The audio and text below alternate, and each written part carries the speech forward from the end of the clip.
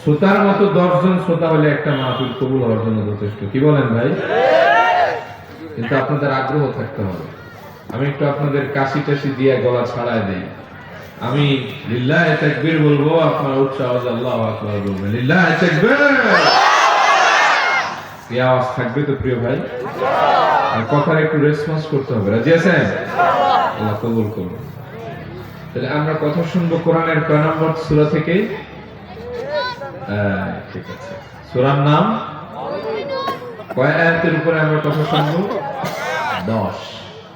এই 10 আয়াতে আল্লাহ তাআলা সফল মুমিনের 7 গুণ বলেছেন। আল্লাহর হাবিব বলেন, উনজিলা আলাইয়া 10 আয়াতিন মান আকামাহুন্না দাখালাল জান্নাহ। আল্লাহ আমার উপর এমন 10টি আয়াতে কারিমা নাযিল করেছেন, এই 10 আয়াতের শিক্ষা যে নিজের ভিতরে বাস্তবায়ন করবে, দাখালাল জান্নাহ, সে ব্যক্তি নির্দ্বিধায় জান্নাতে প্রবেশ করবে। সুম্মা ক্বারা ক্বাদ আফলাহাল মুমিনুন হাত্তা খাতামা 10 আয়াতিন। এরপরে আল্লাহর হাবিব তেলাওয়াত শুরু করলেন ক্বাদ আফলাহাল মুমিনুন থেকে, শেষ করলেন 10 আয়াত উলাইকা হুমুল ওয়ারিসুন গিয়ে আল্লাহর হাবিব বলেন এই 10 আয়াতে মুমিনের 7 গুণ আছে, যার ভিতরে সকল মুমিনের এই 7টি গুণ থাকবে, দাখালাল জান্নাহ, ওই ব্যক্তি নিরাপদে টেনশন ফ্রি হয়ে আল্লাহর জান্নাতে প্রবেশ করবে। সুবহানাল্লাহ। রব্বুল আলামিন বলেন, قد أفلح المؤمنون الذين هم في صلاتهم خاشعون। সফল হয়ে গিয়েছে মুমিনরা, চূড়ান্ত সফলতা মুমিনদের, সার্থক জীবন হলো মুমিনদের, আলটিমেট সাকসেস হলো মুমিনদের জন্য। এই সফল মুমিনদের প্রধান গুণ হলো, আলামত হলো, সিম্পটম হলো, বৈশিষ্ট্য হলো আল্লাযীনা হুম ফি সালাতিহিম খাশিউন। তারা তাদের নামাজে বিনয়ী, ধীরে সুস্থে সালাত আদায় করে, তাড়াহুড়া করে না, দুনিয়ার আকর্ষণ নিয়ে নামাজে দাঁড়ায় না, রবের ভয় নিয়ে খুশু খুদুর সঙ্গে সালাত আদায় করবে। যারা মুমিন হিসেবে সফল হয়ে যাবে তারা সুবহানাল্লাহ। কিন্তু আমার সমাজের মুমিনদের আছে নামাজের ভেতরে সীমাহীন তাড়াহুড়া। চায়ের দোকানে ঘন্টার 12 ঘন্টা কাটাতে তার ভালোই লাগে, বিরক্ত লাগে না। কিন্তু মসজিদে ইমাম সাহেবের বয়ান একটু লম্বা হয়ে গেলে, তেলাওয়াতটা একটু লম্বা হয়ে গেলে বহু মানুষের সুন্দর চেহারাটা রাগে আর বেজারে কালো হয়ে যায়। এরকম আছে না? নামাজে যখন দাঁড়ায় দুনিয়ার আকর্ষণ আর চিন্তা নিয়ে দাঁড়ায়, মনের ভেতরে রবের ভয় নিয়ে দাঁড়ায় না, এই নামাজীদের জন্য দুর্ভোগ।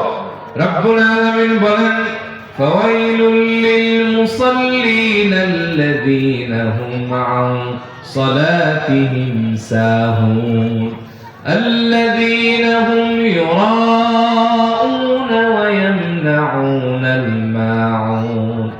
ধ্বংস সেই সব নামাজীদের জন্য যারা তাদের নামাজে অমনোযোগী, বেখেয়াল, উদাসীন।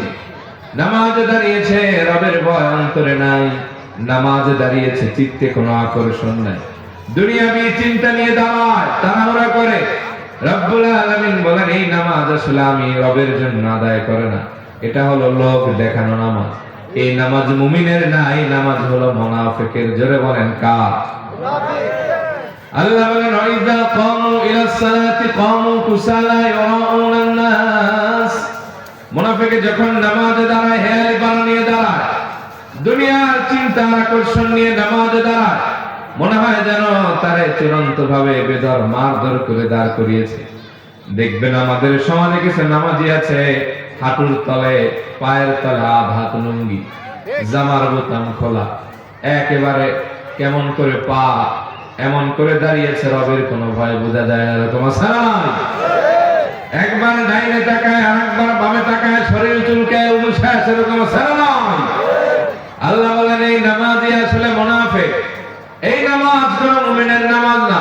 মুমিনের নামাজে মুমিন হয় বিনয়ী, মুমিন হয় আদবমান। তার নামাজে তাড়াহুড়া থাকে না, কারণ তারা সকল মুমিন, তাদের নামাজে থাকে বিনয়। সুবহানাল্লাহ। আল্লাহ কোরআনে বলেছেন, ইন্নাস সালাতা তানহা আনিল ফাহশাই ওয়াল মুনকার। নিশ্চয়ই নামাজ নামাজীকে অশ্লীল খারাপ কাজ থেকে বিরত রাখে, গুনাহ থেকে বাঁচায়। আমাদের দেশের মুসলমানদের দেখি 50 বছর নামাজ পড়েছে, কপালের ভেতরে কালো দাগ পড়েছে, কিন্তু সুদের ব্যবসায় হেডমাস্টার এরকম আছে না নাই? কথা কয় না কে? দাড়িও রেখেছে, মক্কা মদিনাও যায়, নামাজ পড়ে, কপালে সেজদার দাগ আছে। সুদ আর ঘুষে এই বেটা এত পরিমাণ চ্যাম্পিয়ন যে শয়তানও পারবে না, এরকম আছে না নয়? নামাজও পড়ে, মিথ্যা কথাও কয় আজানে কমত দিয়া, শয়তানও মিথ্যা কথা এত কথা কয় না, এই আহাম্মক যা কয়, এরকম নামাজি আছে না নাই? আওয়াজ দেন। নামাজও পড়ে, জমির আইল ঠেলে, নামাজও পড়ে, নিজের ভাতিজার সম্পদ লুণ্ঠন করে খায়, এরকম টাকা আছে না নয়? তাহলে কোরআন বলে নামাজ নামাজিরে চরিত্রবান বানায়, কোরআন বলে নামাজ নামাজিরে সুন্দর চরিত্র দেয়, সেই ব্যক্তি হয় সৎ ন্যায় পরায়ণ। কিন্তু আমরা দেখি নামাজ পড়ে ঘুষ খায়, সুদ খায়, মিছা কথা কয়, ভোট ডাকাতি করে, তাহলে এই নামাজের অবস্থা এমন কেন? এর কারণ হলো সে নামাজ পড়ে ঠিক, কিন্তু সুন্নাহ ভিত্তিক নামাজ হয় না। নামাজ পড়ে ঠিক, রাসূলুল্লাহর নামাজের আদর্শ তার নামাজে নাই। নামাজ পড়ে ঠিক, দুনিয়ার আকর্ষণের তাড়াহুড়া নিয়ে নামাজ পড়ে, ওই নামাজ 1000 বছর পড়লেও চরিত্র বদলাবে না, ঠিক কিনা? সেই রিওয়ায়াতের বর্ণনা, আল্লাহর হাবিব একবার মসজিদে নববী শরীফের ভিতরে প্রবেশ করলেন, দেখতেছেন এক লোক নামাজ পড়তেছে। আল্লাহর হাবিব কিছু সময় অপেক্ষা করলেন, তার নামাজ যতক্ষণ শেষ না হয় ততক্ষণ। আল্লাহর হাবিব বললেন, তুমি এতক্ষণ কি পড়লে? বলে, আমি নামাজ আদায় করেছি। নবীজি বললেন, এইটা তোমার নামাজ? ইরজি ফাসাল্লি ফাইন্নাকা লাম তুসাল্লি, যা বড় ভাগ, তুই আসলে নামাজ পড়ছ না, যা আবার নামাজ পড়ে আসো। লোকটা দ্বিতীয়বার নামাজ পড়ে আসলেন, নবীজি বললেন, ইরজি ফাসাল্লি ফাইন্নাকা লাম তুসাল্লি, যাও, আমি আবার নামাজ পড়ে আসো, তুমি নামাজ পড়ো না। ফাকাল লাহু সাল্লাল্লাহু আলাইহি ওয়াসাল্লাম সালাত মাররাত, রহমতের নবী আমার তিনবার তারে একই কথা বললেন। তিনবার তিনি নামাজ পড়ে আসলেন, নবীজি একই কথা বললেন।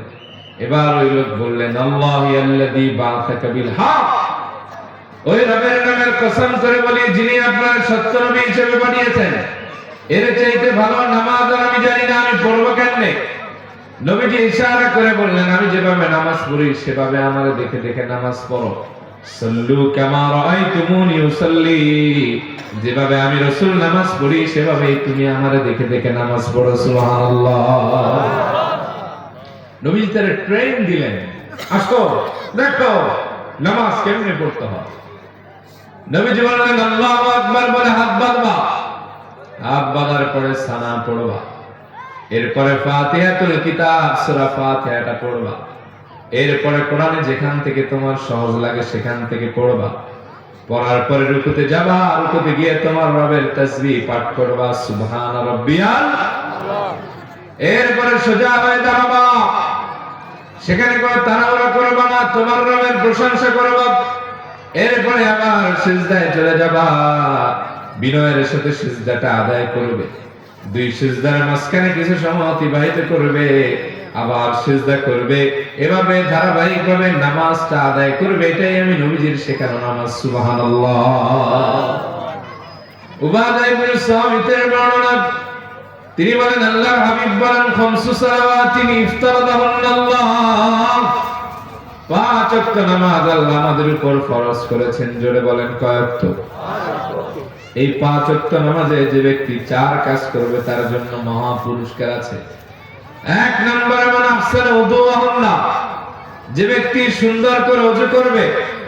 2 নম্বর সাল্লাহুন্না লিওয়াক্তিহিন্না, সময়ের ভিতরে একেবারে সময়ের ভিতরে সালাতটা আদায় করবে।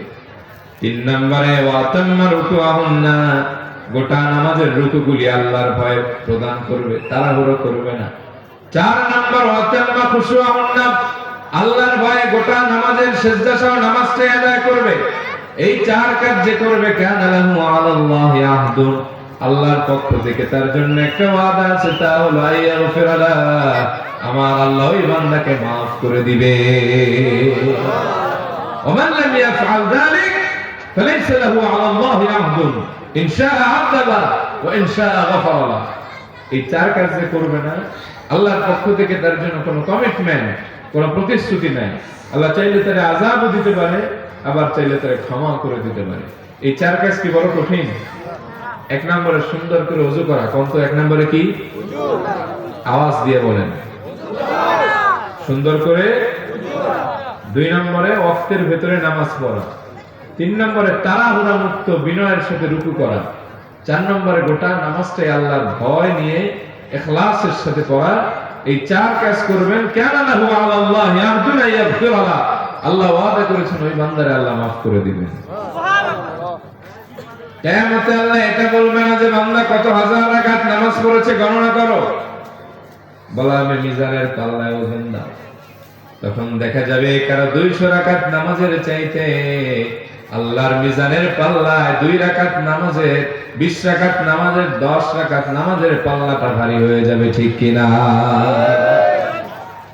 এজন্য আল্লাহর হাবিব বলেন, মা মিন আহাদিন ইয়াতাওয়াদ্দাউ ফায়ুহসিনুল উযু ওয়া ইউসাল্লি রাকাতাইন ইউকবিলু বিকলবিহি ওয়াজিহি আলাইহিমা ইল্লা ওয়াজাবাত লাহুল জান্নাহ। তোমাদের কেউ যদি সুন্দর করে ওযু করে, ওযু করার পরে 2 রাকাত নামাজ পড়ে, একনিষ্ঠভাবে ইখলাসের সাথে আল্লাহর ভয় নিয়ে, এই 2 রাকাত নামাজ পড়ার কারণে ইল্লা ওয়াজাবাত লাহুল জান্নাহ, ওই ব্যক্তির জন্য আল্লাহর জান্নাতটা ওয়াজিব হয়ে যাবে। আপনার আমার নামাজের ভিতরে সীমাহীন তাড়াহুড়া, দুনিয়ার সব আকর্ষণ নিয়ে নামাজে দাঁড়ায়। আর সাহাবায়ে কেরাম 3-3টা তীরবিদ্ধ হয়েছে, তারপর নামাজ থেকে এক চুল নড়েন নাই। সুবহানাল্লাহ। আমি একটা হাদিস আপনাদের শোনাই, শুনবেন? কষ্ট হচ্ছে? আল্লাহর হাবিব 5ম হিজরির শেষ দিকে, কোন কোন রিওয়ায়াতে আছে 6ষ্ঠ হিজরির শুরুর দিকে একটা যুদ্ধ করলেন। যুদ্ধের নাম যাতুর রিকা। 2 উপত্যকার মাঝখানে যুদ্ধটা হয়েছে। এই যুদ্ধে মুসলমানের সংখ্যা ছিল 400। কোন কোন রিওয়ায়াতে আছে 700, তবে তারিখে দিমাশকি মাসাকির লিখেছেন 800। এই যুদ্ধে মুসলমানদের হাতে একজন কাফিরের স্ত্রী নিহত হয়ে যায়। উসুদুল গাবা ফি মারিফাতিস সাহাবা, বিশ্ববিখ্যাত আসমাউর রিজালের কিতাবে এই ঘটনাটা লম্বা সনদ ভিত্তিক আছে। তবে সুনান আবু দাউদে ইমাম আবু দাউদ যে হাদিস এনেছেন সেখানে আছে নিহত হয় না, আহত হয়। তবে মুসনাদ আহমদে লম্বা বর্ণনা আছে যে না, আসলে মুসলমানদের হাতে এক কাফিরের স্ত্রী নিহত হয়ে যায়। আর কাফের প্রতিজ্ঞাবদ্ধ হয়, যতক্ষণ না আল্লাহর হাবিবের সাহাবীদের রক্তাক্ত না করবেন, রক্ত না ঝরাবেন, এক ঢোক পানি পান করবে না, খাবার খাবে না, মাথার চুল আঁচড়াবে না, এমনকি গোসল করবে না। জোরে কান নাউযুবিল্লাহ। যুদ্ধ শেষ হয়ে গেল। রহমতের নবী বীরের বেশে মদিনাতুত তাইয়্যিবায় ফিরতে লাগলেন। পথিমধ্যে রাত হয়ে গেল। আমার নবীজির আদত মোবারক ছিল গভীর রাতে তিনি মদিনা মুনাওয়ারায় প্রবেশ করতেন না। সাহাবীদেরকে বললেন, সাহাবীরা, আজ আর মদিনায় যাব না, এই জায়গায় রাত্রি যাপন করব। তাঁবুর ব্যবস্থা করো, খাবারের আয়োজন করো, সকালবেলা রওনা দিব। সব আয়োজন কমপ্লিট হয়ে গেল। রহমতের নবী বললেন, ও সাহাবীরা, আল্লাহর এমন একজন গোলামকে চাই আমি, যে আল্লাহর গোলাম সারা রাত আমাদের দাঁড়িয়ে দাঁড়িয়ে পাহারা দিবে, আর আমরা নির্ভয় চিত্তে একটু মন মতো ঘুমিয়ে শরীরটারে সতেজ বানাবো। সুবহানাল্লাহ। এই কথা বলতেই এক সাহাবী পিছন থেকে দাঁড়ায় গেলেন। লব্বাইক ইয়া রাসূলুল্লাহ, আমি দাঁড়াতে চাই। এই সাহাবীর নাম আব্বাদ বিন বিশর আল আনসারী। ওনারে দেখে আরেকজন দাঁড়ালেন পেছন থেকে, যার নাম আম্মার বিন ইয়াসির, মুহাজির সাহাবী, হযরত সুমাইয়ার সন্তান। তিনি বললেন, ইয়া রাসূলুল্লাহ, আপনি যদি অ্যালাউ করেন, যদি এটা অ্যালাউড হয় আপনার কাছে, তাহলে আমি আর আমার ভাই আব্বাস দুইজনে ভাগাভাগি করে পাহারা দিতে চাই। সুবহানাল্লাহ কইতে মন চায়? নবীজি বললেন, ওকে ডান, ডিল ইজ ফাইনাল। তোমরা দুইজন পাহারা দাও, আমরা ঘুমোতে গেলাম। এবার 2 সাহাবী দুইজনারে বলতে লাগলেন, ভাইরে, রাত অনেক লম্বা, তুমি আমি একত্রে পাহারা দিলে ক্লান্তি এসে যাবে, মদিনায় ফিরতে কষ্ট হয়ে যাবে, সকালবেলা যুদ্ধ ফেরত মানুষ আমরা। আসো রাত্রে 2 ভাগ করি, 1 ভাগে আমি ঘুমাই, আর 1 ভাগে তুমি পাহারা দাও। আবার আমি পাহারা দিলে তুমি ঘুমাবে। সাইয়েদনা আব্বাস বললেন, আইয়ুলাইলিন আহাব্বু ইলাইকা ইয়া আম্মার, ও আমার কলিজার টুকরা দিদি ভাই আমার রাতের কোন অংশ তোমার ভালো লাগে আমি ছেড়ে দিলাম, হইলে ঘুমাও, না হয় পাহারা দাও। সাইয়েদনা আম্মার বললেন আমি এখন ঘুমাবো, তুমি পাহারা দাও, দ্বিতীয় অংশে আমি পাহারা দিব আব্বা, বাকি রাতটা তুমি একটু মন ভরে আনন্দে ঘুমায়ো। সুবহানাল্লাহ। এইভাবে সাইয়েদনা আব্বা দাঁড়ায় গেলেন পাহারায়। নিসফুল লাইল অতিক্রম হয়ে গেল। সাইয়েদনা আব্বা দাঁড়ায় দাঁড়ায় চিন্তা করতে লাগলেন, সময়টা হলো তাহাজ্জুদ পড়া, এই সময় আমি শুধু পাহারা দিচ্ছি, পাহারা দিলে তো পাহারার হক আদায় হবে, পাহারার সওয়াব পাবো, তার চাইতে যদি নামাজে দাঁড়িয়ে গলার কণ্ঠস্বরকে ছেড়ে কোরআন তেলাওয়াত করি, একদিকে পাহারার হক আদায় হবে আর একদিকে তেলাওয়াতের সওয়াব পাবো, রুকু সিজদার মাধ্যমে সময় কাটিয়ে আল্লাহর মুকাররামিন বান্দাদের খাতায় যুক্ত হয়ে যাব। এইভাবে সাইয়েদনা আব্বা পাহারা ছেড়ে আল্লাহু আকবার বলে সালাতে দাঁড়ালেন। গাছ ত্বরান্বিত করে ঊর্ধ্বগামী করে সূরা কাহফ তেলাওয়াত করতে লাগলেন। তার আকর্ষণীয় মোহনীয় তেলাওয়াতে আসমান জমিন মুখরিত হতে লাগলো। ওইদিকে প্রতিশোধ পরায়ণ কাফের স্ত্রী হত্যার জন্য ধনুক থেকে তীর নিয়ে ছুটতে লাগলেন। প্রতিমধ্যে সাইয়েদনা আব্বাদের গলার আওয়াজ তার কানের ভেতরে গেল। মোহনীয় তেলাওয়াত শুনে কাফের পাগল করা হয়ে গেলেন। সুবহানাল্লাহ পড়েন। সাইয়েদনা আব্বাদের তেলাওয়াতে কাফেরও হারিয়ে গেলেন। সাইয়েদনা আব্বাদের ব্যাপারে সেই বুখারীর বর্ণনা। আম্মা জানা আয়েশা হুজরা মুবারাকে একবার নবীজি তার মাথা মুবারক রেখে আরাম ফরমাচ্ছেন। কে যেন মসজিদে নববী শরীফের ভেতরে মধুর সুরে সূরা কাহফ তেলাওয়াত করতে লাগলেন। রহমতের নবী তন্ময় চিত্তে কোরআন তেলাওয়াত শুনতে লাগলেন। নবীজি বললেন, হাযা সাউতু আব্বাদি আয়েশা, ও আয়েশা এটা কি আমার আব্বাদের গলার আওয়াজ নাকি? আম্মা জানা আয়েশা বললেন, নাম হাযা সাউতু আব্বাদি ইয়া রাসূলুল্লাহ, ও নবী এটা তো আপনার প্রিয় সাহাবী আব্বাদের গলার আওয়াজই। নবীজি খুশি হয়ে দোয়া করলেন, আল্লাহুম্মা গফির লা, ও আল্লাহ আমার আব্বাদের জীবনের গুনাহ আপনি maaf করে দেন। কাফের কিছুক্ষণ তেলাওয়াত শুনতে লাগলেন। হঠাৎ করে তার ধ্যান ভেঙে গেল, হায় এত সুন্দর তেলাওয়াত কে করে? এই জায়গা তো মরুভূমি, কোন জিনে তেলাওয়াত করবে না, মানুষই করে। আর মানুষ এখানে কোথা থেকে আসবে? নবীজির সাহাবীরাই হবে। রাত গভীর হওয়ার কারণে মদিনায় যায় না, এখানে আছে। আমারও সুযোগটা ভালোই হলো, কষ্ট করে মদিনায় যেতে হবে না, স্ত্রীর হত্যার বদলা নিয়ে সাহাবীদের রক্তাক্ত করব, আনন্দিত হব। নাউজুবিল্লাহ পড়েন। এই ভেবে সাইয়েদনা আব্বাদের গলার আওয়াজকে লক্ষ্য করে কাফের কাছাকাছি আসতে লাগলেন। প্রচন্ড অন্ধকারে সাইয়েদনা আব্বাদের দেখা যায় না। সাইয়েদনা আব্বাদের গলার আওয়াজকে লক্ষ্য করে ওই কাফের তার ধনুক থেকে একটা বিষাক্ত তীর ছুঁড়ে মেরেছে। তীরটা সরাসরি এসে সাইয়েদনা আব্বাদের সিনার ভেতরে ঢুকলো। এক পাশ থেকে তীর বিদ্ধ হয়ে আর এক পাশে বের হয়ে গেল। লাম ইয়াতাহাররাক ওয়া লাম ইয়াফতাইস সালাত। বিষাক্ত তীর রাসূলুল্লাহর সাহাবীর বক্ষ ভেদ করে এক পাশ থেকে আর এক পাশে চলে গেল। রাসূলুল্লাহর সাহাবী একটু নড়লেন না, তেলাওয়াত বন্ধ করলেন না, নামাজও ছেড়ে দেন না। কাফের অবাক হয়ে গেলেন, যেই তীর আমি মারলাম আমার মন তো বলে তীর লেগেছে, তীর লাগলে তো নামাজ ছাড়বে, নামাজও ছাড়ে না, তেলাওয়াতও চলমান, তাহলে মনে হয় তীর লাগে না। এই ভেবে দ্বিতীয় তীরটা আবার ছুঁড়ে মারলেন সাইয়েদনা আব্বাদের কণ্ঠস্বরকে লক্ষ্য করে। এই তীরটাও সাইয়েদনা আব্বাদের সিনার ভেতরে ঢুকলো। এক পাশ থেকে আরেক পাশে বের হয়ে গেল। রক্ত ফিনকি দিয়ে পড়ে সাহাবীর গোটা শরীরটা স্নান হয়ে গেছে। লাম ইয়াকতা ওয়া লাম ইয়াতাহাররাক ওয়া কানা ইউসাব্বিতু ফিস সালাত। বিষাক্ত তীর রাসূলুল্লাহ সাহাবী সাইয়েদনা আব্বাদের বুকটা ঝাঁঝরা বানিয়ে দিল। তাও রাসূলুল্লাহর সাহাবী একটু নড়লেন না, ডানে বামেও তাকালেন না, সীসা ডালা প্রাচীরের ন্যায় আল্লাহর সামনে আগের মতো দাঁড়ায় রইলেন। সুবহানাল্লাহ। কাফের অবাক হয়ে গেলেন, দুইটা তীর মারলাম, আমার তীর তো কোনোভাবে এরকম মিস হওয়ার কথা না, কোনোদিন তো এমন হয় না। তীর যদি লাগে নামাজ ছাড়াবে, নাহলে তেলাওয়াত বন্ধ হবে। যেহেতু তেলাওয়াত চলমান, নামাজও দাঁড়ানো, তাহলে মনে হয় তীর লাগে না। এই ভেবে তৃতীয় তীরটা আবার ছুঁড়ে মারলেন। সাইয়েদনা আব্বাদের সিনা ভেদ করে এক পাশ থেকে আর এক পাশে তীরটা চলে গেল। তার সাহাবী নামাজ ছাড়লেন না, ইতমিনানে কলবের সঙ্গে নামাজটা ধীরে সুস্থে শেষ করলেন। দুদিকে সালাম ফিরালেন তাড়াহুড়ো ছাড়া।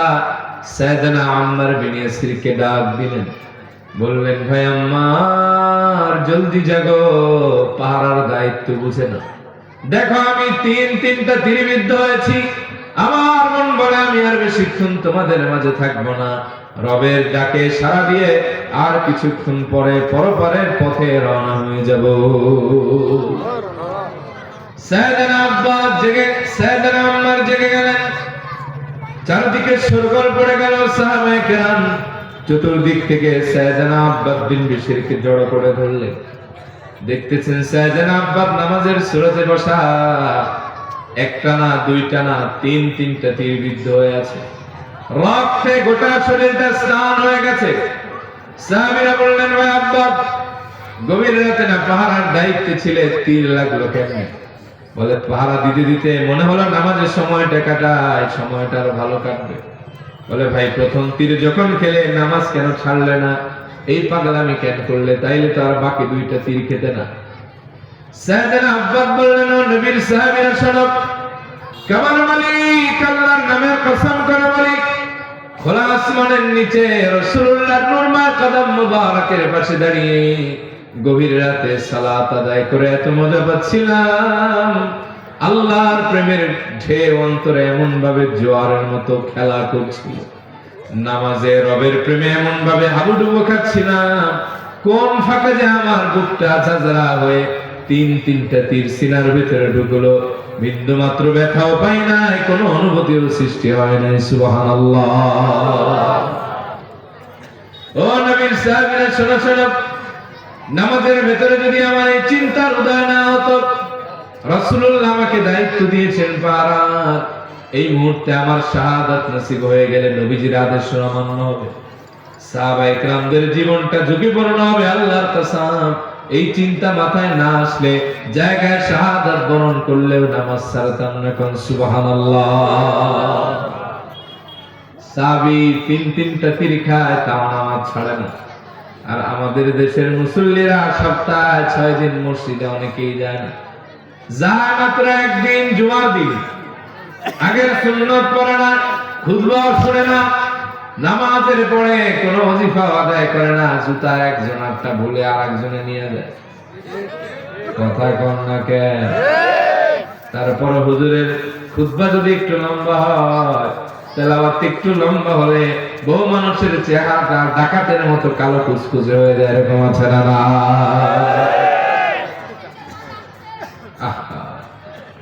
যেই নবীর কোনো গুনাহ ছিল না, খতা ছিল না, যিনি ছিলেন মাসুম, সেই নবীর নামাজের বর্ণনা সহিহ বুখারীতে আছে, কিতাবুস সালাতে।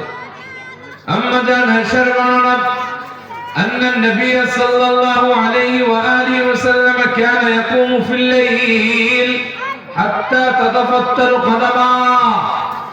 আম্মা জান আয়েশা বলেন, রহমতের নবী যখন রাতের বেলায় সালাতে দাঁড়াতেন, নবীজি এত লম্বা সময় ধরে নামাজ পড়তেন, রহমতের নবীর পায়ের গোড়ালি মোবারক ফুলে ফেপে যেত। আল্লাহু আকবার। আমি একবার বললাম, লিমা তাসনাউ হাদা, ও নবী আপনি এত কষ্ট কেন করেন? আপনার তো এত করা লাগে না। ওয়াকাদ গফারাল্লাহু লাকা মা তাকাদ্দামা মিন যামবিকা ওয়া মা তাআখার। আল্লাহ আপনার পূর্বের পেছনের সব খাতা মাফ করে দিয়েছেন, আপনি মাসুম। নবীজি বলেন, আফালা উহিব্বু আন আকুনা আবদান শাকুরা। ও আয়েশা, তুমি কি চাও না আমি আল্লাহর কাছে একজন শুকরগুজারি বান্দা হয়ে যাই? ভিন্ন বর্ণনা আল্লাহর হাবিব বলেন, হুব্বি মাইয়ান নিসা ওয়াত তাইয়িব ওয়া জুইলাত কুররাতু আইনি ফিস সালাত। আমার কাছে সবচেয়ে প্রিয় হলো সুগন্ধি আর আমার স্ত্রীরা। ওয়া জুইলাত কুররাতু আইনি ফিস সালাত। আমি রাসূল যখন নামাজে দাঁড়াই, নামাজের মুসাল্লায় দাঁড়ালে আমার চোখের শীতলতা অনুভব হয়, হৃদয়ে প্রশান্তি পেয়ে যাই। সুবহানাল্লাহ। তাহলে নামাজে কি তাড়াহুড়া করবেন নাকি বিনয় নিয়ে পড়বেন? হ্যাঁ, বুখারী তালিকের ভিতরে আছে, সাহাবায়ে কেরাম রাতের বেলায় যখন নামাজ আদায় করতেন, এত লম্বা সময় ধরে তাহাজ্জুদ করতেন, কিয়ামুল লাইল করতেন, আকাশের উড়ন্ত পাখি ভুলে সাহাবীদের মাথার উপরে ভর করত। যখন রুকু এবং সিজদা দিতেন, সাহাবায়ে কেরাম তখন ওই রুকু সিজদায় গেলে পাখি উড়াল দিয়ে চলে যেত, যে না ভুল জায়গায় দাঁড়িয়েছে। কিন্তু আমাদের দেশের খাসলত হলো খারাপ, ঠিক না? এই সামনে রমজান মাস, দেখবেন বহু মসজিদের চিত্র হলো ইমাম সাহেব 30 দিন তারাবি পড়াবে, একদিন যদি 3-4 মিনিট লম্বা হয়ে যায়, সালাম ফিরানোর পরে বহু মসজিদে মাছের বাজারের মতো আওয়াজ হয়, এরকম আছে না? কথা ঠিক না বেঠিক? আছে না এরকম? কষ্ট দিচ্ছে আপনাদের? দুনিয়ার সব জায়গায় তোমার ভালো লাগে, মসজিদে আসলে খারাপ লাগে, বুঝতে হবে তোমার ভিতরে কোনো ঝামেলা আছে, ঠিক কিনা বলেন?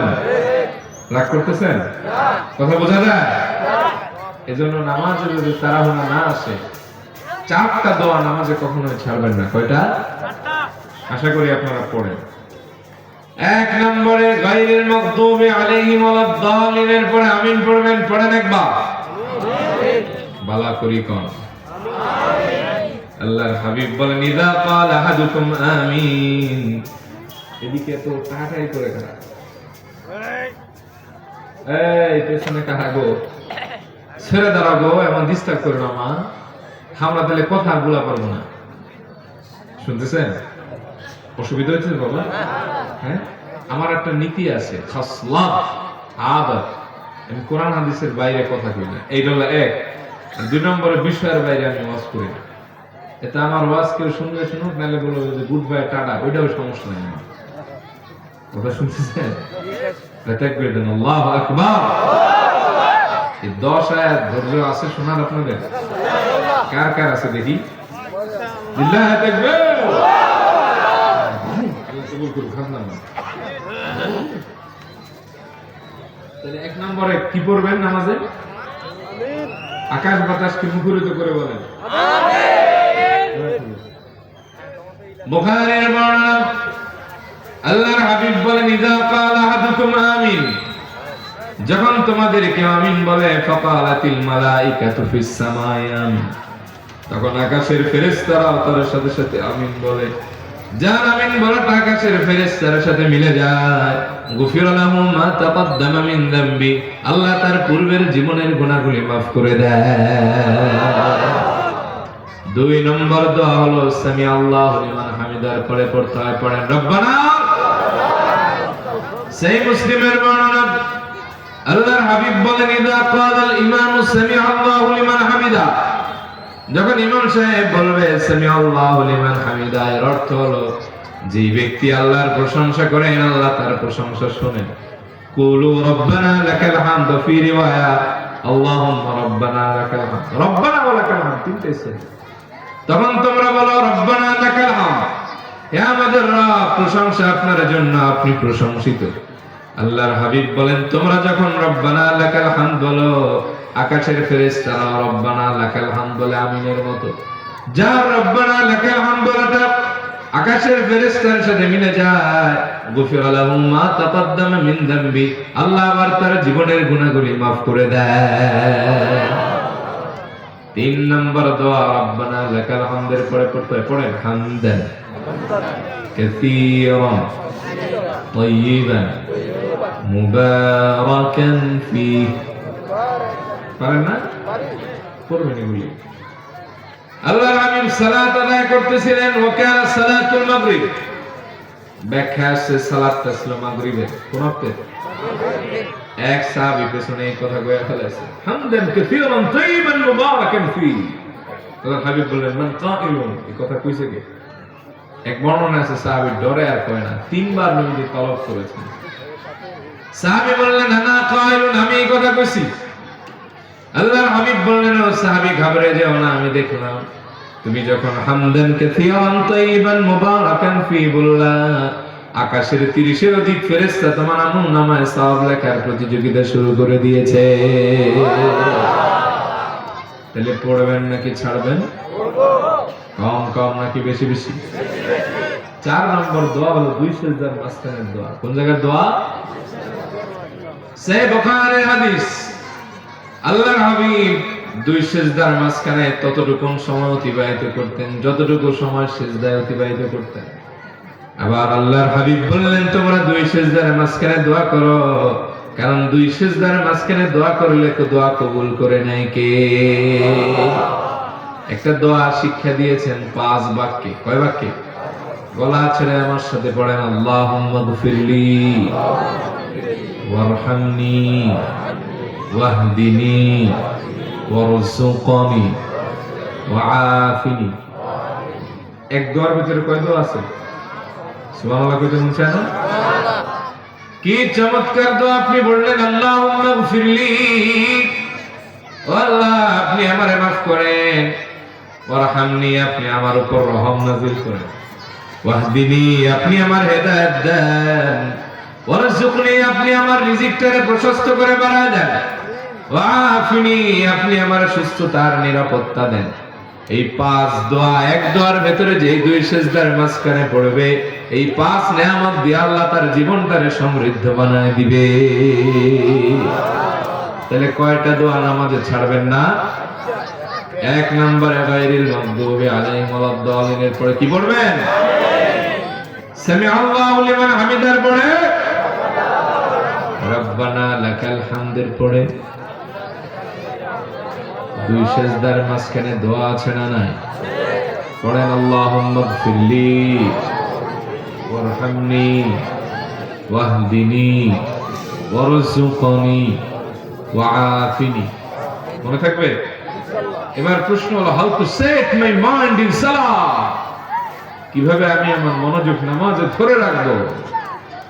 নামাজে দাঁড়ালে মন শুধু এদিক সেদিক চলে যায়, এরকম আছে না নাই? এক লোক কয়, হুজুর দোয়া করবো আমার লাগি, আমি নামাজে হারানোর বাধা খালি ফুটো বাসিয়ে উঠে রেবা, আমি নামাজে দাঁড়ালে খালি নানান চিন্তা চলে আসে। 6টা কাজ করবেন, ইনশাআল্লাহ নামাজে মনটা স্থির হয়ে যাবে। কয়টা? 1, নামাজে দাঁড়ানোর পূর্বে নিয়তকে সহি করে দাঁড়াবেন। ইন্নামাল আমালু বিন্নিয়াত, সব কাজ নিয়তের উপর নির্ভরশীল। নিয়াতুল মুমিনিনা খায়রুম মিন আমালি ওয়া ফি রিওয়ায়া আও ইবাদাতি, মুমিনের নিয়ত হলো আমলের চাইতে ইবাদতের চাইতে উত্তম। যখন নামাজে দাঁড়াবেন মনে মনে নিয়ত করবেন, এই নামাজ পড়তেছি কার জন্য? ইন্না সালাতি ওয়া নুসুকি ওয়া মাহইয়ায়া ওয়া মামাতি লিল্লাহি রাব্বিল আলামিন, নিশ্চয় আমার নামাজ, আমার কুরবানি, আমার জীবন, আমার মরণ একমাত্র সে আল্লাহর জন্য, যিনি গোটা জগৎ সময়ের প্রতিপালক। সুবহানাল্লাহ।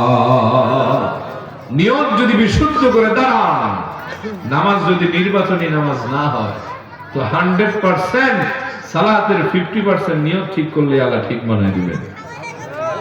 কারণ নিয়ত ভালো যার সব ভালো তার।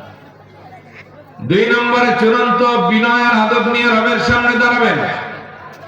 আল্লাহ বলেন, ওয়াকুমু লিল্লাহি কানিতিন, ও বান্দা তুমি তোমার রবের সামনে বিনয় আর আদব নিয়ে দাঁড়াও। সুবহানাল্লাহ পড়ুন। কারণ আপনি বুঝবেন কেমনে কোনটারে আদব বলে কোনটারে বিনয় বলে। এটার ব্যাখ্যা সহিহ বুখারীতে আল্লাহর হাবিব হাদিসে জিবরিলে দিয়েছেন, আনতা আবুদাল্লাহ কান্নাকা তারাহু ফাইন লাম তাকুন তারাহু ফাইন্নাহু ইয়ারাক, তুমি এমন ভাবে ইবাদত করো যেন তুমি তোমার রব আল্লাহরে দেখতে পাচ্ছ।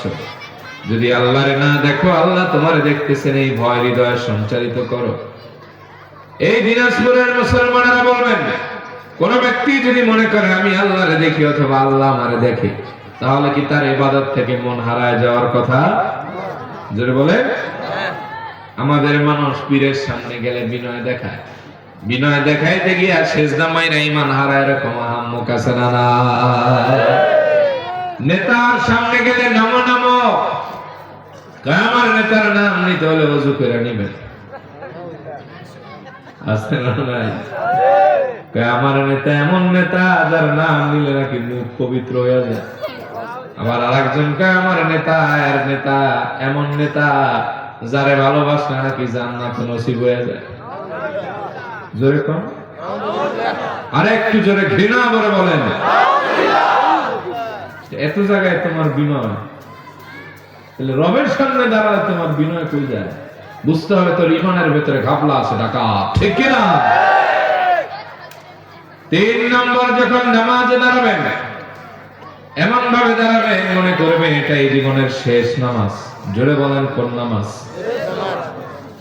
আল্লাহর হাবিব বলেন,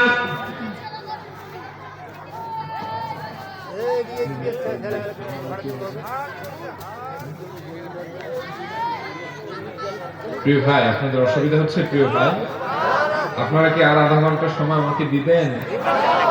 মাগি যাইবেন? থাকতানি সিলুটি ভাষা বললাম আপনারা বললেন। একটা তাকবীর দেন, আল্লাহু আকবার। মুহাব্বতে আরেকবার বলেন আল্লাহু আকবার। তাহলে 3 নম্বর, এটাই জীবনের কোন নামাজ হবে? আল্লাহর হাবিব বলেন, ইযা কুনতা ফি সালাতি ফাসাল্লি সালাতা মুআদ্দিন। তুমি যখন নামাজে দাঁড়াও এমন ভাবে দাঁড়াবে যে এটাই তোমার জীবনের শেষ নামাজ। কোন নামাজ? কেউ যদি মনে করে ফজর পড়েছি জোহর পাবো না, জোহর পড়েছি মাগরিব পাবো না, এশা পাবো না, আসর পাবো না, আল্লাহর কসম তার কখনো নামাজের ভিতরে তাড়াহুড়া আসতে পারে না, ঠিক কিনা? সাইয়েদনা আলী নবীজি একবার বললেন, ও প্রিয় আলী, মৃত্যুরে তুমি কত দূরে মনে করো? সাইয়েদনা আলী বললেন, ও নবী, আমি যখন ওযু করি মনে করি এটাই জীবনের শেষ ওযু। নবীজি বললেন, আলী, মওত তো মানুষের এত দূরে নয়, আল মাউতু আকরাবু লিন-নাস, মৃত্যু মানুষের সবচাইতে কাছে। কেউ ডানে সালাম ফিরিয়েছে, বামে সালাম ফিরাতে পারবে কিনা আলীর এই গ্যারান্টি মওতের ব্যাপারে কেউ দিতে পারে না। সুবহানাল্লাহ। মনে করেন কেউ যদি ভাবে এটাই তার জীবনের শেষ নামাজ, তাহলে তার হালত কেমন হতে পারে আমি একটা উদাহরণ দিই। ধরেন এখন 11:09 বাজে বা ধরেন 10, কাউকে যদি বলা হয় you will stay in this world only 30 minutes, you have 30 minutes left, তোমার 30 মিনিট বাকি আছে, কয় মিনিট বাঁচবা? 30 মিনিট পরে তোর ফাঁসি হবে। শেষ নামাজটা পড়ে না, আল্লাহর কাছে ক্ষমাটা চেয়ে না, ওই ব্যক্তির নামাজের মতো আবার কারো নামাজ হবে নাকি? ওর ওযুর ভিতরে আলাদা ফিলিংস, ওর সূরা ফাতিহাতে অন্যরকম মজা। যখন নামাজে দাঁড়াবে 2 চোখ অশ্রুসিক্ত হয়ে যাবে, রুকুতে গিয়ে উঠতে মন চাইবে না, সিজদায় গিয়ে কান্নায় ভেঙে পড়বে। দেখা যাবে এই 2 রাকাত নামাজ শেষ করতে করতেই সময় চলে আসবে, ঠিক কিনা? যে কয়েকদিন আগে শুক্রবার দিন আপনার এই যে বাংলাদেশে ভূমিকম্প হয়েছিল, মনে আছে আপনাদের? 10:30টার দিকে। হ্যাঁ, আপনাদের এই দিনাজপুরে হয়েছে কম, ঢাকায় হয়েছে বেশি, নরসিংদীতে বেশি। শুনতেছেন বাবা? ওই সময় আমি ঢুকছিলাম গোসল করতে। তা আমি তো সাধারণত শীতের দিনে ঠান্ডা পানি লাগাই গায়ে কম, কারণ ঠান্ডা পানি লাগাইলে গলা বসে যায়। তো গরম আর ঠান্ডা পানি মিক্স করতেছি, হঠাৎ দেখি যে এরকম বিল্ডিং জ্বলে। আমি মনে করছি আমি সারা রাত মাহফিল করে আসছি পতেঙ্গানা কোন জায়গা থেকে, মাথা মনে হয় ঘুমের কারণে আমার এরকম চক্কর মারতেছে। আল্লাহ, একটু পরে দেখি বিল্ডিং, সুপারি গাছ নাড়াচাড়া দেয় না যেরকম, অথবা বাতাস ছাড়লে দেখবেন যে কলা পাতা যেরকম দোলে, 10 তলা বিল্ডিং এরকম দোলতেছে। আমি দরজা খুলে দিচ্ছি, দৌড় দিয়ে বাহিরে আসছি যে আসলে ঘটনা কি। দেখি ঘরের মানুষ বাইরের মানুষ সব দৌড় দিয়ে নিচে যাইতেছে। এর ভেতরে এক প্রতিবেশী ওই বিল্ডিং এরই নিজের কয়েক মাসের দুধের বাচ্চারা রেখে দিতে দৌড়। এটা কেন বললাম? যখন মানুষের মৌতের কথা চিন্তা হয় যে আর মনে হয় বাঁচবো না, তখন ডানে কে আর বামে কে এটা খেয়াল নাহলে জন্মদাতা মা কেমনে আবার নিজের দুধের বাচ্চা ফেলায় দৌড় দেয়, কারণ সে বুঝছে এটাই মনে হয় শেষ, আর রক্ষা ঠিক তেমনি যে ব্যক্তি মনে করবে এটাই জীবনের শেষ নামাজ, তার দুনিয়া থাকবে একদিকে, নামাজ থাকবে আর একদিকে। আল্লাহর কসম, তার নামাজের ভেতরে দুনিয়ার আকর্ষণ ঢুকতে পারে না। 4 নাম্বার, যাক্কিরাল মাউত ওয়া আনতা ফিস সালাহ। তুমি যখন নামাজে দাঁড়াও, নামাজে দাঁড়িয়ে মওতের কথা স্মরণ করো। জোরে বলেন, কিসের কথা? কোনদিন করছেন? আরে হ্যাঁ, এই 40-50 বছরের জীবন তো দেখতে দেখতে শেষ হয়ে যাচ্ছে। আমার মাত্র 31 বছর বয়স, আমার দাড়ি পেকে গেছে 30-40%। এর ভেতরে শরীরে রোগের অভাব নাই। মাঝে মাঝে চিন্তা হয় এটাই কেড়ে ডালাট আল্লাহ দিয়ে দিলেন নাকি, যে আর বেশি দিন সময় নেই। কত মানুষ আছে আপনি আমি অন্ধকারে চললে ভয় পাই, তো কবরে আপনি আমি কেমনে থাকবো ভাবছেন কোনদিন কি চিন্তা হয়েছে যে আমি সুন্দর বিছানা ছাড়া ঘুমাই না, সে আমারে তো কবরে রাখা হবে? কোন তোষক আছে? রুম হিটার আছে? এসির ব্যবস্থা আছে? আষাঢ় মাসে মৌত যদি কারো হয়ে যায়, ওই আষাঢ় মাসের বৃষ্টির ভেতরে তার দাফন করা হয়। কত মানুষের কবরে হাঁটু সমান পানি থাকে। এই তো কয়েকদিন আগে বন্যা হলো বাংলাদেশের বিভিন্ন অঞ্চলে। কত মানুষের লাশ গলায় ভাসিয়ে দিয়েছে, চিঠি লিখে দিয়েছে জায়গায় কেমন দাফন করতে পারলো। যদি কোন সহৃদয়বান ব্যক্তি পান, লাশটা ততক্ষণ না পচে ধরে একটু দাফন করে দিলেন। কখনো ভাবছেন মুতু ক্বাবলা আন তামুতু, মরার আগে একবার মরে দেখেন। আমার বাড়ি হলো ফরিদপুর জেলা, গেছেন কখনো? ফরিদপুর। এখান থেকে কমপক্ষে 13-14 ঘন্টার রাস্তা, যদি জ্যাম ট্যাম না পড়ে। আর সাধারণ পরিবহন আর লাশের গাড়ি কি একটা নেই না? এই মুহূর্তে যদি আমার মৌত হয়ে যায়, পুলিশ ভেরিফিকেশন হ্যাং ত্যাং গাড়ি ম্যানেজ করতে করতে 2-3 ঘন্টা শেষ। আমার লাশ এখনো দেশে যাওয়ার নামগন্ধ নাই। দেখবেন এই রাতে কিছু মানুষ কবর খনার জন্য রেডি, বাচ্চাদের বাস কাটার জন্য রেডি। এত রাতে দোকানপাট খোলা না, কাপড়ের কাপড় কোথায় পাবে? কেউ একজন হয়তো এসে বলবে আমি আমার ইহরামের কাপড়টা রাখছিলাম কাফন বানাতে, যেহেতু তোমার ছেলে মারা গেছে রাতের বেলায় কাফন পাবা না, আমি আমার ইহরামটা দিয়ে দিলাম। অথবা কেউ হয়তো এসে বলতে পারে আপনার ছেলেটা মারা গেছে, সম্পর্ক ভালো ছিল, মুআদ্দাব ছেলে ছিল, অথবা আমার এলাকার ছেলে, এত রাতে কাফন কোথায় পাবে? আমার জমি বেচা হালাল টাকায় আমি নিজে নিজের কাফন কিনে রেখেছিলাম, এই না কাপড়টা তারা আমি দিয়ে দিলাম। আমার লাশ যেতে দেরি, সব ইন্তজাম হতে কিন্তু দেরি না।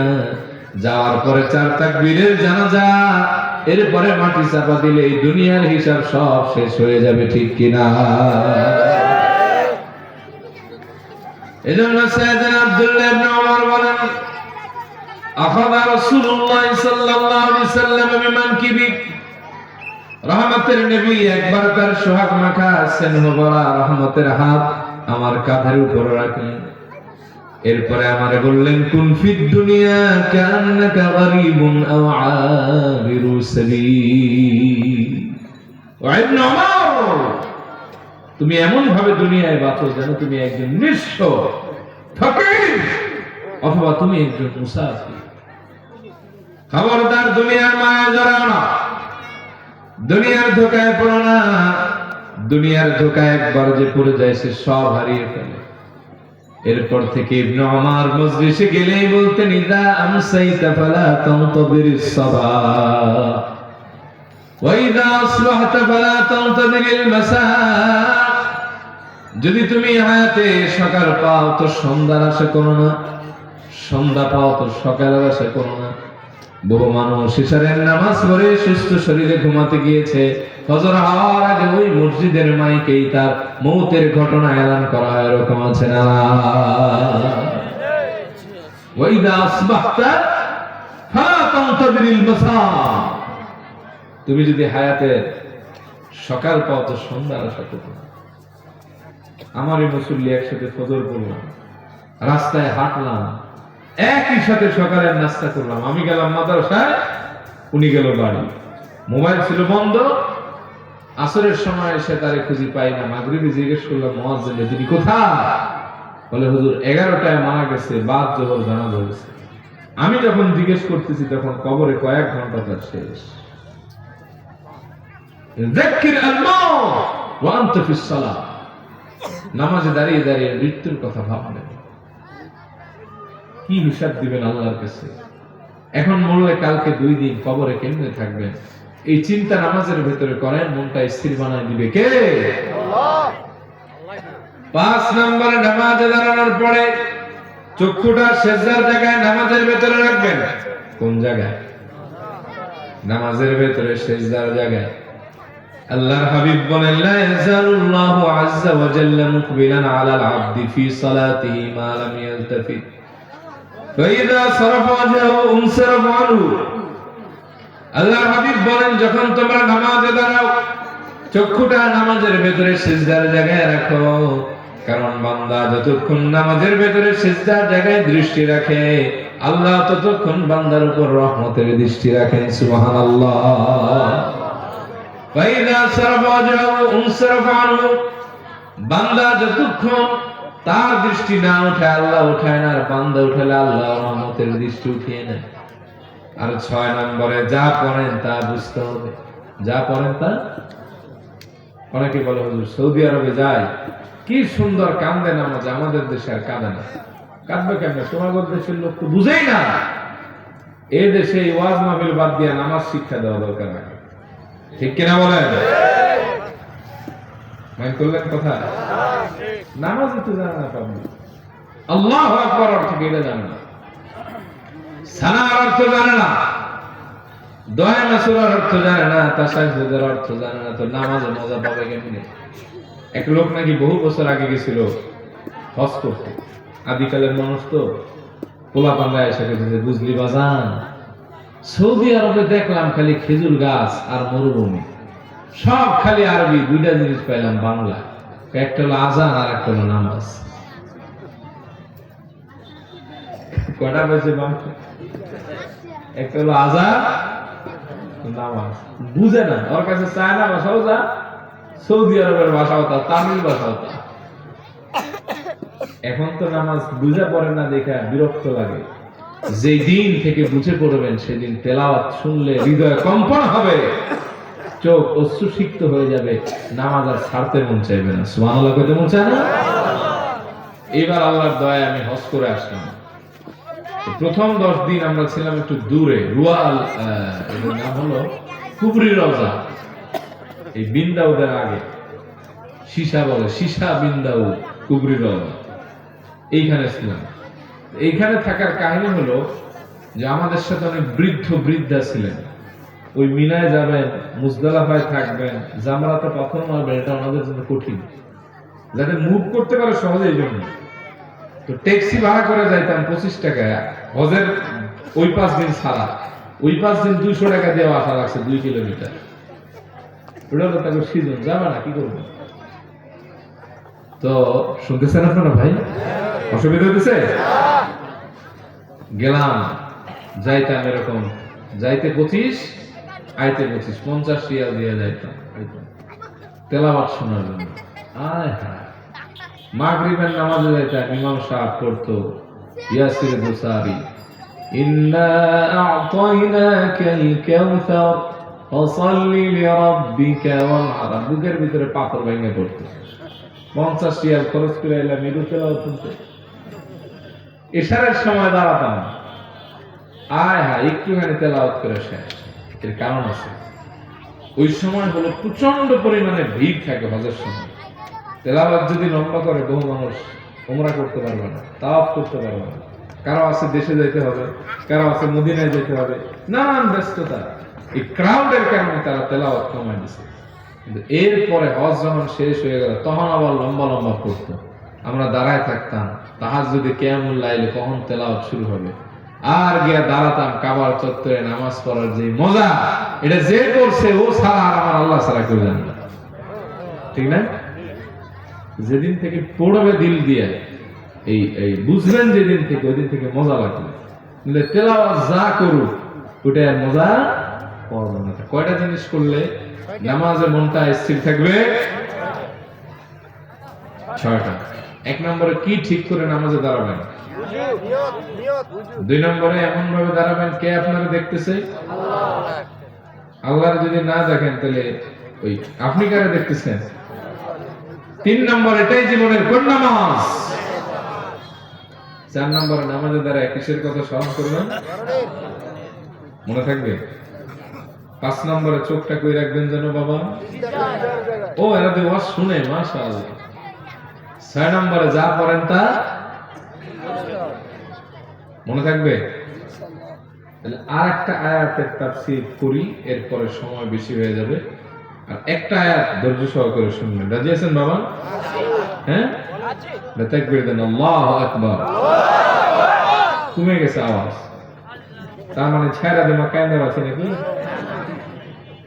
ঘুমাইতেছে কে কে দেখি? মামুর বাটারা ঘুমায় ঘুমায় হাত তুললো কেমনে? ঘুমায় আসলে ভুল করে ফেলছে। এটা অনেক সময় হয়ে যায়। একবার দিলাম মোনাজাত, এক লোক পাশে বসে বলুন সুবহানাল্লাহ, এরকম হয়ে যায়। আর একটা আয়াতের তাফসীর শোনার ধৈর্য আছে? যাদের যাদের আছে তারা আর একটা আওয়াজে বলেন লিল্লাহি তাকবীর। রব্বুল আলামিন বলেন সফল মুমিনের 2 নম্বর গুণ হলো ওয়াল্লাযীনা হুম আনিল লাগwi মু'রিদুন, তারা অনর্থক কথা এবং কাজ থেকে বিরত থাকে, আশারে গল্পে মেতে ওঠে না। যেই কাজে কোনো আল্লাহ খুশি হয় না, রাসূল খুশি হয় না, সওয়াব নাই, যেই কথায় কোনো উপকার নাই, এমন কথা কাজে মুহসিনিন বান্দারা জড়ায় না, মুত্তাকি বান্দারা জড়ায় না, সফল ইমানদাররা জড়ায় না। কিন্তু আমাদের দেশের মানুষ নিজের খায়া অন্যের সমালোচনা করে সময় কাটায় দেয়, এরকম আছে না? মসজিদের বারান্দায় হয়ে গেছে সমালোচনার বিশাল কেন্দ্রবিন্দু, এরকম আছে না? নয়, ঘন্টার পর ঘন্টা ফাও পেঁচাল পড়ে। অথচ আল্লাহ তাআলা বলেন যারা রহমানের প্রিয় বান্দা ওয়াল্লাযীনা লা ইয়াশহাদুনাজ যুর, তারা মিথ্যা সাক্ষী দেয় না। ওয়াইদা মাররু বিল্লাগি মাররু কিরামা, তারা অনর্থক কথা এবং কাজ যেখানে চলে ওখান থেকে নিজেদের সম্মান নিয়ে নিজেরা চলে যায়। সুবহানাল্লাহ। জান্নাতে এগুলা থাকবে না। লা ইয়াসমাউনা ফিহা লাগাও ওয়ালা কিযাবা, জান্নাতে আশারে গল্প থাকবে না, অনর্থক কথা থাকবে না, মিথ্যা কথা থাকবে না। এজন্য আল্লাহর হাবিব বলেন মিন হুসনি ইসলামিল মারই তারকুহু মা লা ইয়ানি, একজন মুসলমানের প্রকৃত সৌন্দর্য হলো অনর্থক কথা এবং কাজ থেকে বিরত থাকা। যার ভিতরে অনর্থক কথা এবং কাজের প্রবণতা নাই, ওই ব্যক্তির ভিতরে ইসলামের প্রকৃত সৌন্দর্য আছে। সুবহানাল্লাহ। জবান হেফাজত করবে না। আল্লাহর হাবিব এজন্য বলেছেন লা তুকসিরুল কালাম বিগাইরি যিকরিল্লাহ, তুমি তোমার জবানে আল্লাহর জিকির ছাড়া অন্য কোনো কথা বেশি করে বলো না। ফাইন্না কাসরাতাল কালামি বিগাইরি যিকরিল্লাহি কাসওয়াতুন লিল কলব, কেননা তুমি যদি তোমার জবানে অনর্থক কথা বেশি করে বলো, তোমার অন্তর কঠিন হয়ে যাবে, শক্ত হয়ে যাবে, পাথরের ন্যায় হয়ে যাবে। যে অন্তরে বেশি পরিমাণ শক্ত হয়ে যায়, ওই অন্তরওয়ালার প্রতি আল্লাহর দয়া ঢোকে কম, হেদায়েত ঢোকে না। মানুষ মারা যায়, দিলের ভিতরে কম্পন হয় না, মুনাজাতে তার অশ্রু আসে না, নিজের আপন মানুষ মারা গেলেও তার হৃদয়ের ভিতরে কোনো অনুভূতি থাকে না, এরকম আছে না? সাইয়েদনা লুকমানের নাম শুনছেন নাকি? কানা লুকমানু আবদান হাবাশিয়ান নাজ্জারা, সাইয়েদনা লুকমান ছিলেন একজন হাবাশি মানুষ, কালো মানুষ, রাখাল গোলাম, আবার খাটো মানুষ। কিন্তু তার মর্যাদা বেড়েছে 2 কারণে। জোরে বলেন কয় কারণে? সাইয়েদনা লুকমান যখন বয়ান করতেন, মানুষের ভিড় জমে যেত, তন্ময় চিত্তে মানুষ কথাগুলি শ্রবণ করতে উঠত না। সাইয়েদনা লুকমান আলাইহিস সালাতু ওয়াস সালাম একবার বক্তব্য দিলেন, সব মানুষ চলে গেছে, একজন যায় না। সাইয়েদনা লুকমান বলেন সবাই বলে তুমি যাও না কেন? ওই লোক বলল আলাস্তাল্লাযী কুনতা তারআ মা'আল গনাম ফি মাকানি কাযা ওয়া কাযা, ও প্রিয় ভাই আমার, তুমি কি সেই লোক যে আমার সাথে বিভিন্ন জায়গায় ছাগল চড়িয়ে বেড়াতে? আমি তোমার সঙ্গী ছিলাম, তুমি কি সেই লোকমান নাকি? সাইয়েদনা লুকমান বললেন না মানা লুকমান, আমি তো সেই লুকমান। সাইয়েদনা লুকমান এবার ওই রাখাল তার সঙ্গী বলল ফামা বালাগা বিকামা আরা, তোমার এত মর্যাদা যে আমি 2 চোখে দেখতেছি, কোন কারণে বাড়লো? আমি তো রাখালি রয়ে গেলাম। সাইয়েদনা লোকমান বললেন, আমার মর্যাদা বেড়েছে দুই কারণে। জোরে বলেন, কয় কারণে? এক নম্বর, সাদদিকাল হাদিস, আমি যখন কথা বলি সত্য কথা বলি। দুই নম্বর, ওয়াসসামতু আম্মা লা ইয়ানি, আমি অনর্থক কথা এবং কাজ এই দুই জিনিস থেকে বিরত থাকি। এই কারণে আল্লাহ একজন ডাকাতে থেকে আমাকে সীমাহীন মর্যাদার মালিক বানায় দিয়েছেন। সুবহানাল্লাহ। তাহলে অনর্থক কথা কাজে সময় নষ্ট করবেন নাকি নিজের জামানকে হেফাজত করবেন? আল্লাহ হাবিব বলেছেন, মানি আবনাল্লি মা বাইনা লাহিয়াইহি ওয়া মা বাইনা রিজলাইহি আযমাল্লাহুল জান্নাহ। যে ব্যক্তি তার দুই চোয়ালের মধ্যবর্তী জিহ্বা আর দুই উরুর মধ্যবর্তী লজ্জাস্থান এটা হেফাজতের গ্যারান্টি আমাকে দিবে, আমি রাসূল নিজে তার জান্নাতের জিম্মাদার হয়ে যাব। আল্লাহ হাবিবকে প্রশ্ন করা হয়েছে, কোন জিনিস মানুষকে বেশি জান্নাতে নেবে? আল্লাহ হাবিব বললেন, দুই জিনিস। জোরে বলেন, কয় জিনিস? এক হলো তাকওয়াল্লাহ, আল্লাহর ভয়। দুই নম্বরে হুসনুল খুলুক, উত্তম চরিত্র। আবার বলা হয়েছে কোন জিনিস মানুষকে জাহান্নামে বেশি নিবে? রাহমাতের নবী বললেন, তাওহীদ দুই জিনিস। এক নম্বরে আল ফামু, ঠোঁট। দুই নম্বরে আল ফারাজু, লজ্জাস্থান। এই দুই জিনিস যে ব্যক্তি হেফাজত করতে পারবে সে জান্নাতি হবে, আর এই দুই জিনিস যে হেফাজত করতে পারবে না সে জাহান্নামী হয়ে যাবে। এজন্য জবান হেফাজত করবেন, অনর্থক কাজ এগুলা থেকে বিরত থাকবেন। জান্নাতে গেলে মানুষের কোনো আফসোস থাকবে না, একটা ছাড়া। কটা ছাড়া? যখন দেখবে নিজের পরিচিত লোক বিশাল জান্নাতে থাকে, হ্যাঁ থাকে লোয়ার ক্লাসে, তখন আফসোস করে বলবে, আরে আমি যদি দুনিয়ায় বসে আর একটু বেশি বেশি ইবাদত করতাম, বন্দেগী করতাম, আর একটু রবের কদমে সিজদা দিতাম, তাহলে আমার জন্য কত না সুবিধা হতো। আমি সুন্দরভাবে সময়টা পাস করতাম আর জান্নাতে আমি সুন্দর বালাখানা পেয়ে যেতাম। আমরা অবসর পাইলে খালি মোবাইল টিপে আছে না, রাত বইরা জায়গা থাকে, দিন বইরা ঘুমায়, পরে হাতির মতো শরীর। কথা ঘটনা কথা কি রাগ করতেছেন? আছে না? সিনেমা দেখে 3 ঘন্টা, নামাজ পড়ে না 2 ওয়াক্ত। আছে না? এই অনর্থক কাজ আপনাকে জাহান্নামের দিকে ঠেলে দিবে। এজন্য আল্লাহর হাবিব বলেন, নি'মাতানি মাগবুনুন ফীহিমা কাসীরুম মিনান নাস, আস-সিহহাতু ওয়াল ফারাগু। দুইটি জিনিস আল্লাহ নিয়ামত হিসেবে মানুষকে দিয়েছেন। এই দুইটা জিনিসের গনিমত মনে না করে মানুষ এই দুইটা জিনিস দ্বারাই ক্ষতিগ্রস্ত। এক, আল ফারাগু, অবসর। দুই, আস-সিহহাতু, সুস্থতা। এই দুইটার মানুষ কদর করে। এজন্য আল্লাহর হাবিব বলেন, আরবাউন ইযা কুননা ফীক ফালা আলাইকা মা ফাতাকা মিনাদ দুনিয়া। চারটি জিনিস যদি তোমার ভেতরে থাকে, গোটা দুনিয়া যদি তোমার থেকে হারিয়ে যায়, তাও তোমার কোনো লোকসান নেই। এক নম্বরে হিফযু আমানাতি, আমানত রক্ষা করা। দুই নম্বরে সিদকু হাদিসিন, সত্য কথা বলা। তিন নম্বরে হুসনু খালিকাতিন, উত্তম চরিত্র। আর 4 নম্বরে ওয়াইফাতুন ফি তু'মা, হালাল এবং প্রশস্ত রিজিক।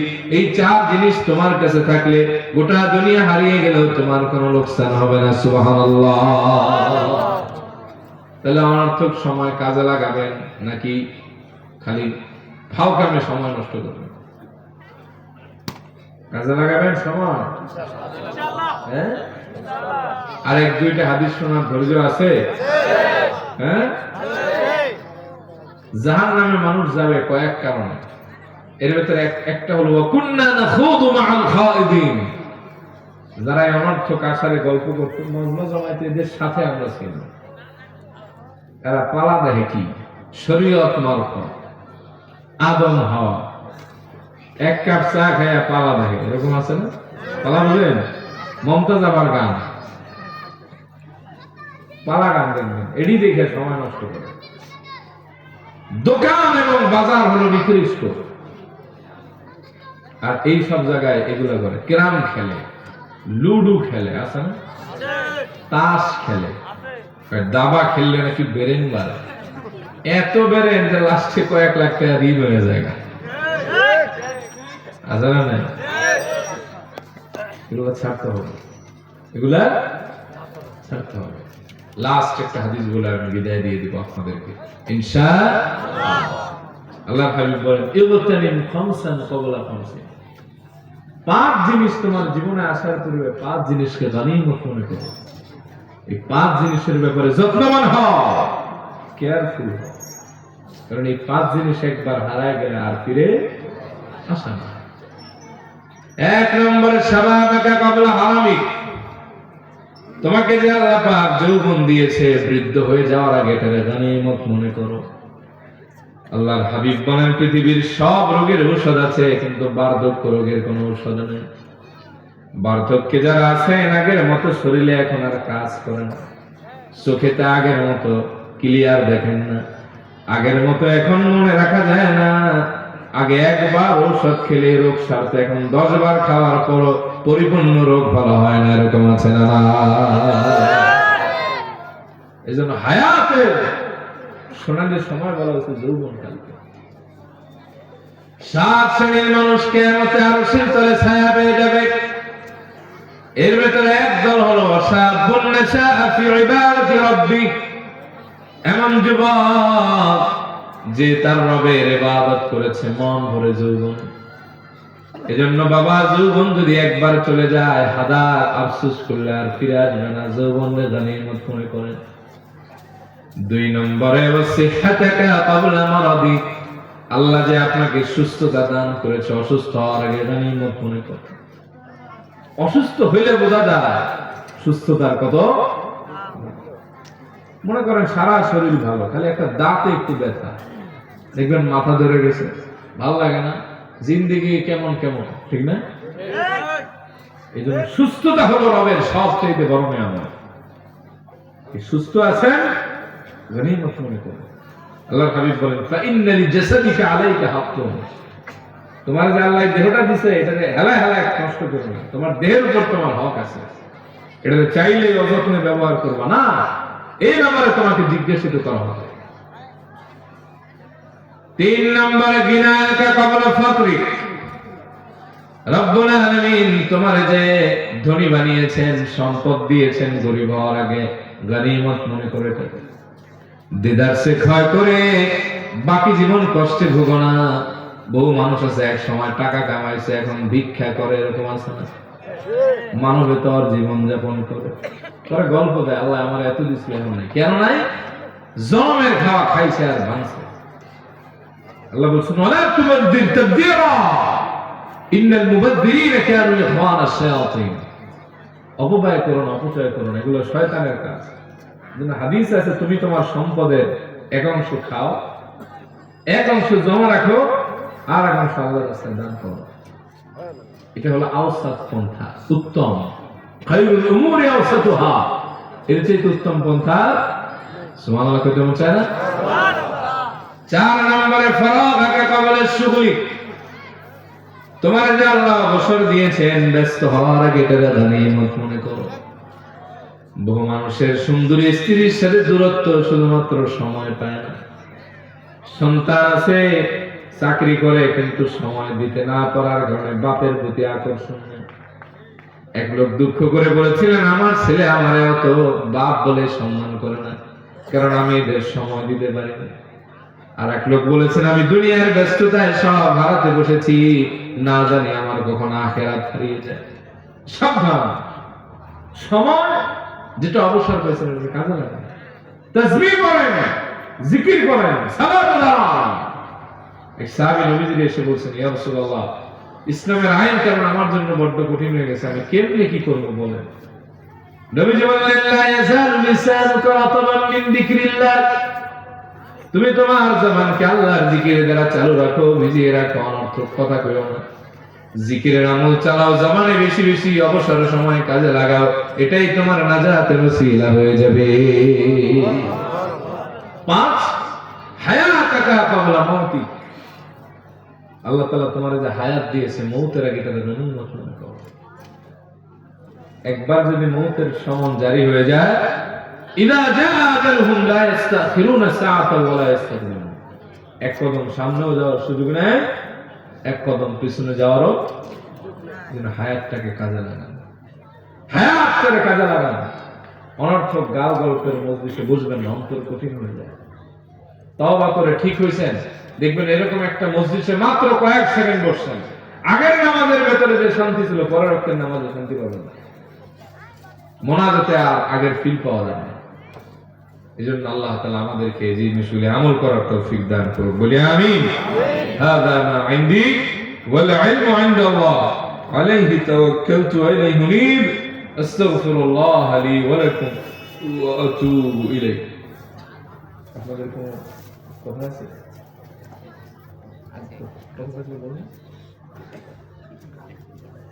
কিছু কালেকশন করতে হবে নাকি? আচ্ছা আচ্ছা, 5 মিনিট আপনাদেরকে একটু বিরক্ত করব, রাগ করবেন? ও আচ্ছা আচ্ছা, ঠিক আছে। আমার কাছে দুইটা রিকোয়েস্ট আছে বুঝছেন, একটা হলো আরবি গজল আর একটা হলো কালেকশন। তা আরবি গজল আগে বলবো না কালেকশন আগে করবো, কোনটা করলে ভালো হবে? গজলটা ছেড়ে যদি আবার চলে যান মামুর বেটারা খামার ফাঁকি দিয়ে, হ্যাঁ আগে কালেকশন, এটা কমিটির লোক হবে। আরে হ্যাঁ পাবলিক। আচ্ছা গজল শোনাবো দেন, ওয়াদা দিলাম। তবে 5 মিনিট আমি আপনাদের একটু ডিস্টার্ব করি, 5 মিনিটের বেশি রাগ হবে? কালেকশন করা আমার মানে অভ্যাস নয়, জাস্ট মাদ্রাসার জন্য প্রয়োজন হিসেবে, অন্য কিছু না। সাদাকা তারুদ্দুল বালা, মুসিবত দূর করে দেয়। ইন্নাস সাদাকাতা লা তুতফিউ গাদাবার রাব্বি ওয়া তাদফাউ মিতাতাস সু, নিশ্চয়ই দান আল্লাহ পাকের রাগ কমিয়ে দেয়, অসম্মানজনক মৃত্যু থেকে বান্দারে বাঁচায়। হাদিসে আছে সামান্য নেক দান অকল্যাণের 70টা রাস্তা বন্ধ করে কল্যাণের 70টা রাস্তা উন্মুক্ত করে দেয়। কে আছেন এই মাদ্রাসার জন্য বেশি চাবো না, 2000 টাকার 5 জন, 1000 টাকার 10 জন লোক চাবো। আচ্ছা 2000 টাকা দিবেন এমন কে আছেন দেখি? অনেকের আছেন আব্বা নাই আম্মা নাই, অথবা সন্তানদের সুন্দর জীবনের প্রত্যাশায় উঠেন না ভাই। এক মা ভিলে কইলাম 50,000 কে দিবে? 2 লোক উঠে খারাইছে, আমি কই কত? কয় আমরা একটু প্রস্তাব করতে যাব। আপনারা দাঁড়ায় বিপদে পড়েন না। 2000 টাকা দিবেন এমন কেউ আছেন? বলেন।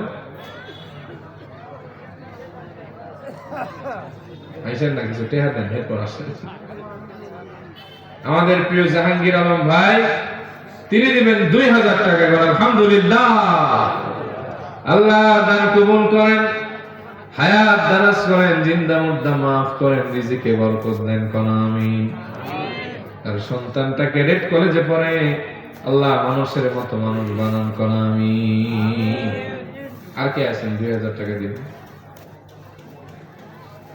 না এতগুলা লোকের ভিতরে কি নাম ভাইয়া? রুবেল ভাই দিলেন 2000। মারহাবা, আল্লাহ দান কবুল করেন, হায়াত দারাজ করেন, জিন্দা মুর্দা মাফ করেন, রিজিকে বরকত দেন, আমার ভাইয়ের মনের আশা পূরণ করেন। আর কে আছে? আমরা যে সুযোগ দিব ওয়ার্ল্ড কোম্পানিও দিব না, বুঝছেন নাকি? আপনার নাম কি বাবা? মোহাম্মদ মুখলিসুর রহমান বাজান, তিনি দিবেন 2 বস্তা সিমেন্ট। আল্লাহ হায়াত দারাজ করুক, রিজিকে বরকত দিক, কোন আমিন। অসুস্থ থাকলে সুস্থতা দান করুক, মনের আশা পূরণ করুক, জোরে কোন আমিন। আমিনও কইতেন না, টেহাও দিতেন না, পালাতো। আমার প্রিয় ভাইজানের স্ত্রী, আমাদের সম্মানিত ভাবি, তিনি তার ছেলের সুস্বাস্থ্য এবং মঙ্গল নেক হায়াত কামনায় 500 টাকা আল্লাহ দান কবুল করুক, হায়াত দারাজ করুক, সন্তানকে নেককার পরহেজগার বানাক, হক্কানি রব্বানি আলেমদের সোহবত থেকে দিন বোঝার তৌফিক দিক, কোন আমিন। ভাইজানে যে আজান দেয় আছে শোনালো, আমার তো মনে হলো আমি নিজে একটু শুনে যে কে আছেন? আপনাদের এটা দিনাজপুরে পড়ছে না? রাজশাহী কি আশেপাশে নাকি? ও আপনারা রাজশাহী থেকে চলে আসছে নাকি? ও মাশাআল্লাহ মাশাআল্লাহ, ভালো তো। আর কে আছেন গো? জিল্লুর রহমান বাবা 2 বস্তা সিমেন্ট। আল্লাহ দান কবুল করেন, হায়াত দারাজ করেন, জিন্দা মুর্দা মাফ করেন, রিজিকে বরকত দেন, কোন আমিন। ফিল পাই না আমিন যেভাবে কম জোরে হও আমিন। কিরাম বাবা জাকারিয়া ভাই নগদ 1000 টাকা আল্লাহ দান কবুল করেন, হায়াত দারাজ করেন, জিন্দা মুর্দা মাফ করেন, রিজিকে বরকত দেন। কোন আমিন। আর কে আছে? নগদ আর কে? 1000 দিবেন। বাবলু ভাই 1 বস্তা সিমেন্ট আল্লাহ দান কবুল করুক, হায়াত দারাজ করুক, জিন্দা মুর্দা মাফ করুক। হ্যাঁ বলছি বাবলু ভাইয়ের কথা। আর কে আছে? সম্মানিত মা এবং বোনেরা, আপনারা হলেন এই দেশের বিগত প্রেসিডেন্ট, স্পিকার, জেলায় জেলায় ডিসি। একজনকে একটা গান লিখছিল, সাধু বাবা আমার একটা তাবিজ দেন, আমার ঘরে আমি মেম্বার, আমার বউ চেয়ারম্যান।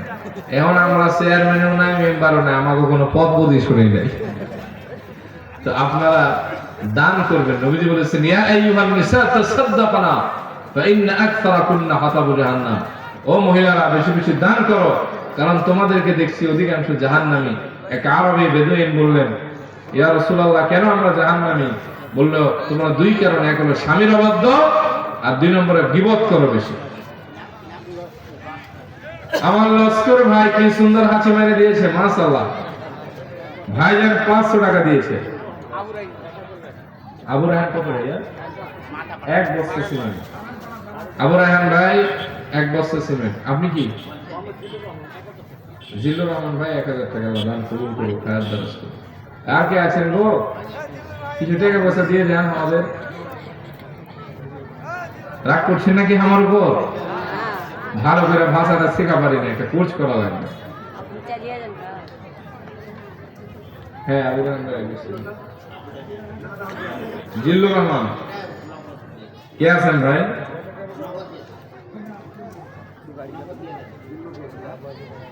আর কেউ আছেন? মাশাআল্লাহ মাশাআল্লাহ, আল্লাহ দান কবুল করুক, হায়াত দারাজ করুক, জিন্দা মুর্দা মাফ করুক। 2টা হলেও দান করেন না। আল্লাহর কাছে নেক টাকার দরকার। নেক টাকার দরকার বলতে আস্তাগফিরুল্লাহ, আল্লাহর দরকার না। অর্থাৎ আল্লাহ তাআলা নেক জিনিস পছন্দ করেন। হালাল টাকা 2 টাকাই আল্লাহর কাছে দামি। কোটি টাকা হারাম টাকা রইল, দান করে লাভ।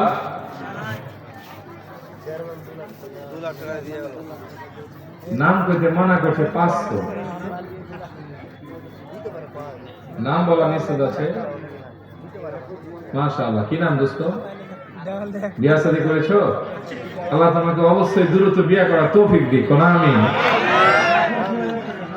জাফর ভাই 2000 টাকা আল্লাহ দান কবুল করেন, হায়াত দারাজ। যাদের বিয়ে হচ্ছে না আমার কাছে টাকা নিয়ে আসো, দোয়া করে দেবো, ইনশাআল্লাহ বিয়ে হয়ে যাবে। ও মাদ্রাসার ছাত্র জাফর 2000 টাকা করেন, আলহামদুলিল্লাহ। আল্লাহ দান কবুল করুক। ওমর ভাই 1 বস্তা সিমেন্ট আল্লাহ দান কবুল করুক, হায়াত দারাজ করুক। আর কে আছেন বাবা?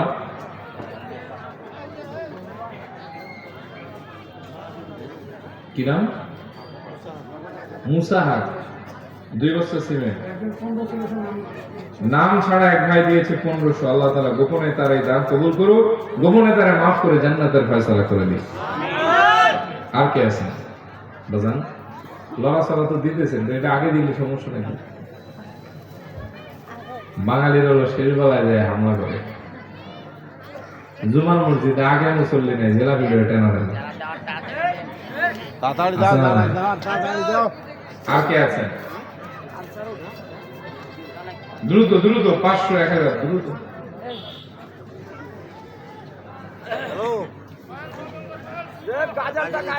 গজলটা বলা লাগবে? টাকা দিবা নাকি মামুর বেটা গজল সিনা? আমাকে না দাও, মসজিদে দাও, মাদ্রাসায় দাও। مولاي صل وسلم دائما أبدا على حبيبك خير الخلق كلهم مولاي صل وسلم دائما أبدا على حبيبك خير الخلق كلهم